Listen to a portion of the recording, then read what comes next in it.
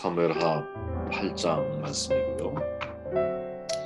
6절 말씀을 읽고 나누고 시작을 할게요. 다윗이 다메섹 아람에 수비대를 두매 아람 사람이 다윗의 종이 되어 조공을 바치니라. 다윗이 어디로 가든지 여호와께서 이기게 하시니라. 어디를 가든지 하나님을 기억하라라는 제목입니다. 8장 말씀을 정돈해 보면 통일 왕국을 이루지요. 다윗이 정복 과정을 그 이후에 소개합니다. 다윗은 제일 먼저 이스라엘의 오랜 숙적이었던 블레셋을 완벽하게 정복하죠. 그리고 동서남북 사방의 적들을 정복을 합니다. 아브라함이 약속하신 그 가나안 땅을 결국 획득을 하죠. 다윗이 어디를 가든지 하나님께서 이기게 하셨다라고 성경은 증언을 하고 있습니다. 9절, 6절, 14절에 거쳐서 그렇게 이 과정을 통해서 우리가 얻을 수 있는 교훈이 뭘까 질문을 가지고 말씀을 나눠보면 첫 번째 1절 말씀을 제가 다시 한번 읽으면 그 후에 다윗이 블레셋 사람들을 쳐서 항복을 받고 블레셋 사람들의 손에서 메대간발을 빼앗았다. 블레셋에 대한 완벽한 승리를 다윗이 이루고 있는 것을 성경은 소개해주고 있죠. 8장 1절부터 14절까지의 말씀은 다윗이 정복한 국가들 그리고 그들로부터 받은 조공들을 기록을 하고 있습니다. 다윗이 정복한 국가들은 이제 블레셋, 모압, 소바, 또 다메섹 아람, 또 에돔이라고 하는 5개국이죠. 다윗은 블레셋을 포함하여 이스라엘 주변 이제 모든 국가들을 정복을 했는데 1절을 보니까 그 후에 다윗이 블레셋 사람들을 쳐서 항복을 받고 블레셋 사람들의 손에서 메대간발을 빼앗았다 이렇게 기록을 하죠. 메대간마 이것은 블레셋 수도였던 가드 또 그에 종속되었던 4개의 주요 성읍 다시 말하면 가사, 아스돗, 아스글론, 에글론 이 5개의 도시가 블레셋의 제일 중요한 성읍이었잖아요. 이 모두를 다 가리키는 거거든요. 따라서 다윗이 메대간발을 빼앗았다라는 말은 이제 다시 말하면 블레셋 심장부가 되는 지역을 빼앗음으로 블레셋을 완전히 정복했다. 이 사실을 이제 우리에게 전달해주고 있는 것이죠. 잘 알지만 블레셋은 이스라엘 백성들에게 아주 오랫동안 괴롭혔던 민족이었잖아요. 하나님께서 사울 왕을 세우신 목적 중에 하나가 블레셋으로부터 이스라엘을 구원하기 위함이다. 이렇게 성경은 명료하게 정리해 주죠. 그러나 불행히도 사울은 실패하고 정작 그 꿈을 이루는 것은 다윗이 이루어 갑니다. 참 주목할 만한 내용이죠. 그죠? 사울에게 명령한 것을 다윗이 이루어 간다. 우선적으로 주목할 것은 여러분 그 후에라고 하는 1절에 시작되는 바로 이 문구입니다. 이 말은 다른 번역서에 보면 2일 뒤에라는 뜻을 가지고 있고 이 일이라고 하는 것은 우리가 어제 7장 말씀을 나눴지만 성전 건축에 대해서 하나님이 거절하시는 사건을 가리키는 거죠. 성전 건축을 꿈꾸었다가 내 씨가 나라를 견고하게 할 거야. 네가 아니야. 너의 씨가 그것을 할 거야. 이 말씀을 들은 바로 그 뒤가 지금 이 정복 전쟁이 시작이 되고 있는 내용이라는 거죠. 그 후에 다윗이 한 일은 먼저 블레셋을 정복하는 일, 그리고 그 다음에 하나님께서 약속하신 과거에 이제 아브라함을 통해 또 모세를 통해 약속하신 동서남북 가나안 땅을 정복하는 일이었다 이 말이죠. 그죠?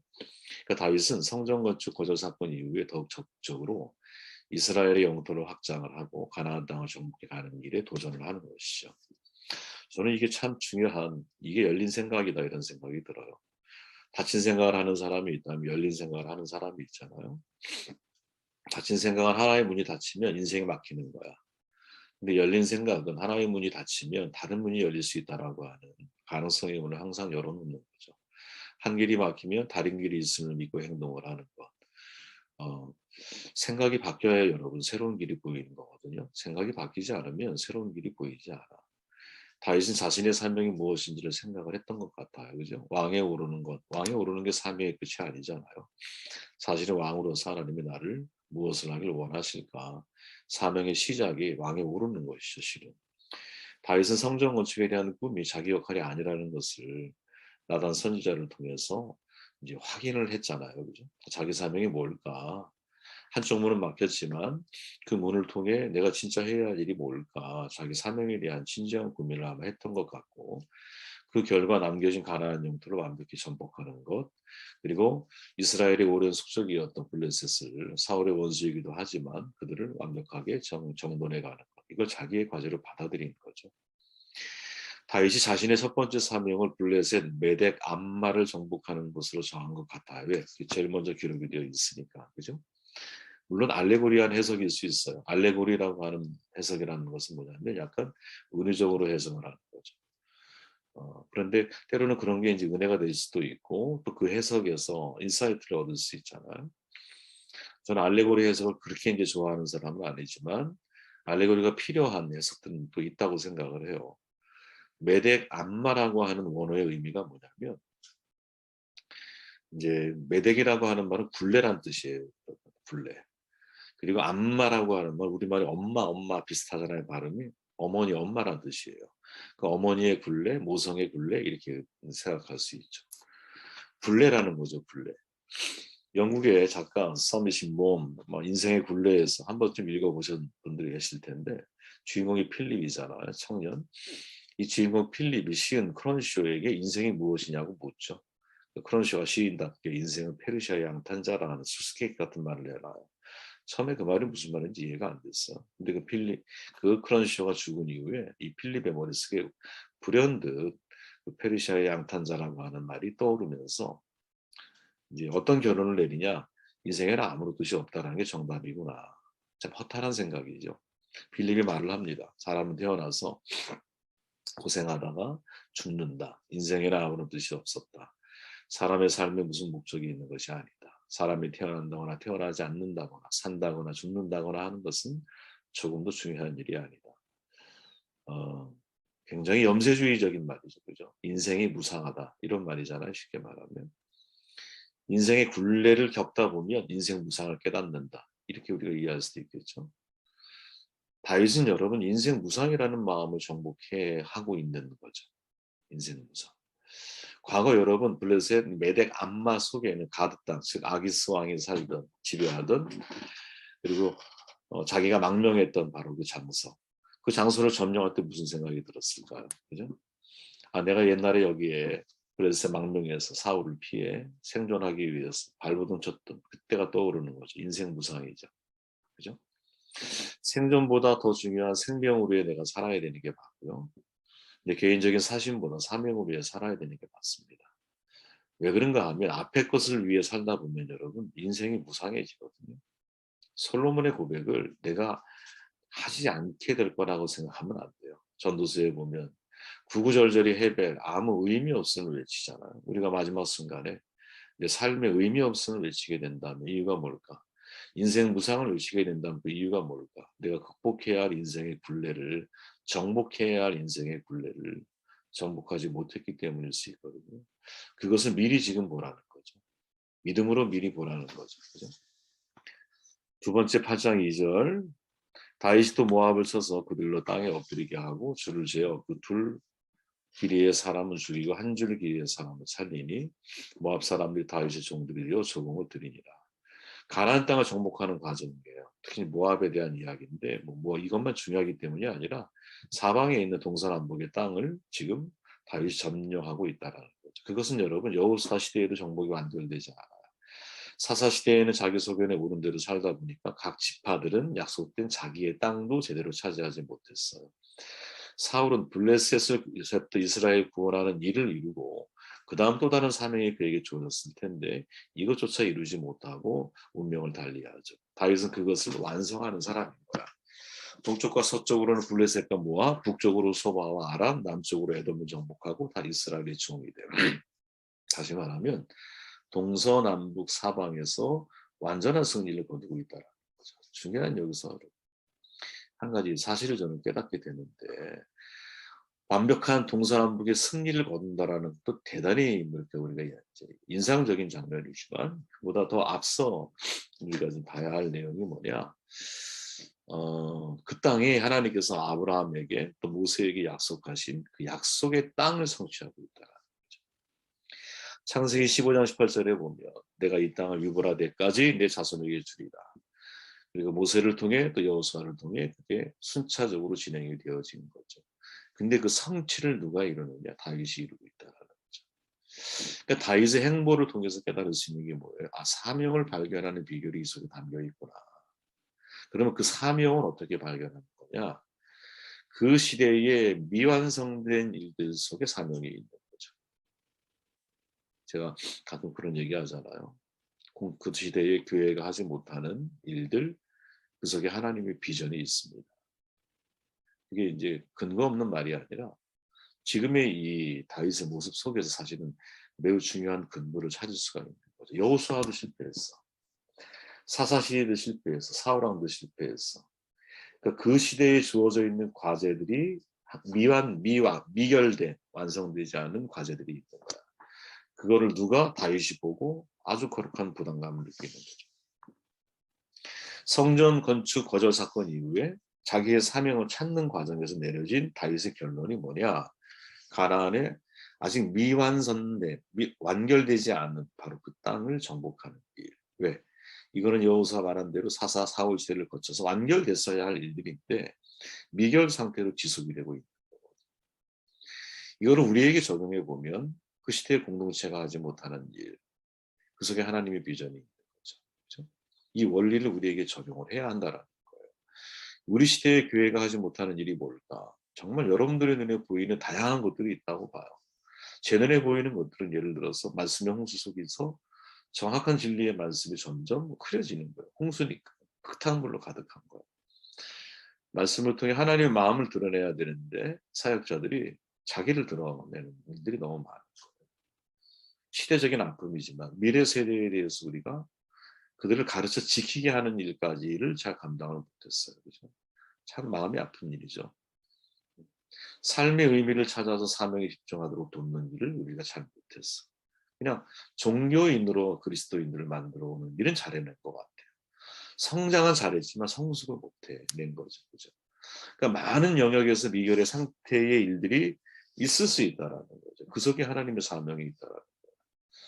중세 시대의 루터의 종교개혁은 뭡니까? 그 시대의 교회가 하지 못했던 일들에 대한 도전이거든요.